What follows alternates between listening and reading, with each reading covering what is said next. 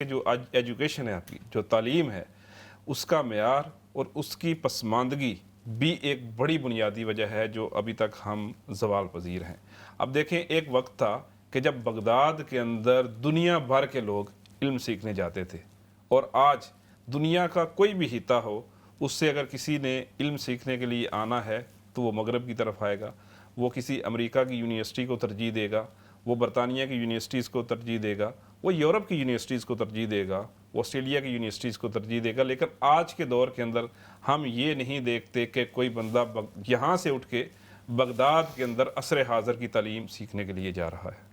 آپ یہ بدنصیبی دیکھیں کہ قدرت ہم پر کتنی مہربان ہے۔ بعض اوقات لوگ حالات کا شکوہ کرتے ہیں کہ قدرت ہی نے ہمیں نہیں نوازا۔ میں کہتا ہوں، ہم وہ قوم ہیں، ہم وہ امت ہیں، ہم وہ ملت ہیں جسے قدرت نے سب سے زیادہ نوازا۔ کیسے؟ آپ ان 57 اسلامی ملکوں کا جائزہ لیں، ان کی جغرافیائی حدود اربع کو دیکھیں اور اس کے محل وقوع کو دیکھیں۔ دنیا کا بہترین موسم مسلمانوں کو اور اسلامی ملکوں کو دستیاب۔ ایسے ہی ہے، ان کے زمین کے نیچے اللہ تعالیٰ نے خزانے رکھے، ایسے ہی۔ اور وہاں سے وہ خزانے نکل کر امریکہ اور یورپ میں روشنی کا اور جدید ترقی کا سبب بنے۔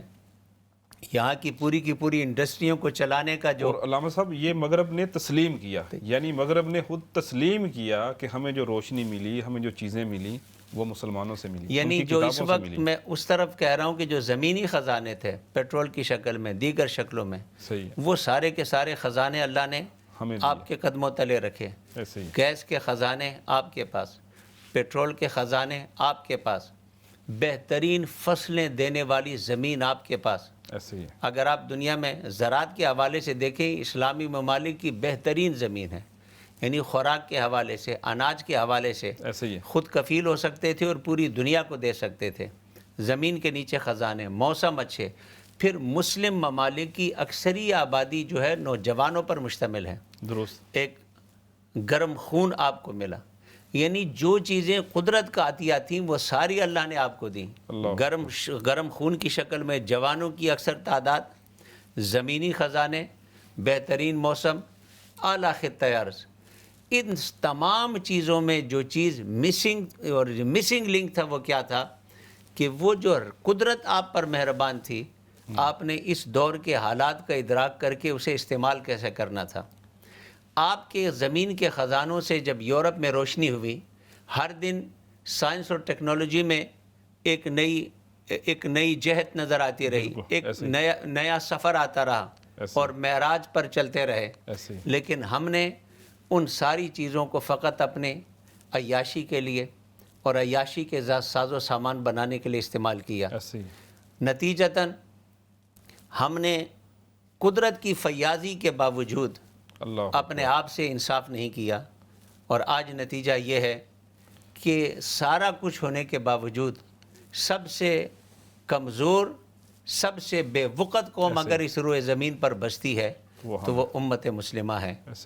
کہ قدرت نے آپ کو سب کچھ دیا، لیکن آپ نے اس کا فائدہ نہیں اٹھایا، اور فائدہ نہ اٹھانے کی وجہ سے آج سب کچھ ہونے کے باوجود آپ تہی دست و دامہ کہلاتے ہیں۔ اور جہاں کچھ بھی نہیں تھا، انہوں نے محنت و مشقت کر کے، وقت کے تقاضوں کا ادراک کر کے آج ہوا اور فضاؤں پر اپنی سپرمیسی قائم کی ہے۔ علامہ صاحب، یہاں پر تو ہم یہ بھی دیکھتے ہیں کہ ایک ملک ہے چھوٹا سا، اس کی اکانومی کا انحصار اس کی پھولوں کی تجارت کے اوپر ہے، لیکن اس نے ایسا کیا، میں نیدرلینڈ کی بات کر رہا ہوں، لیکن اس نے اسی چیز کو اس انداز میں بنایا کہ وہ پوری دنیا کو روزانہ کی بنیاد کے اوپر لاکھوں نہیں یعنی کروڑوں ٹن جو پھول وہ بیچ رہا ہوتا ہے، لیکن انہوں نے نظام کو ایسی شکل دی کہ وہ آج ایک بہترین اور ترقی یافتہ ملک کہلاتے ہیں۔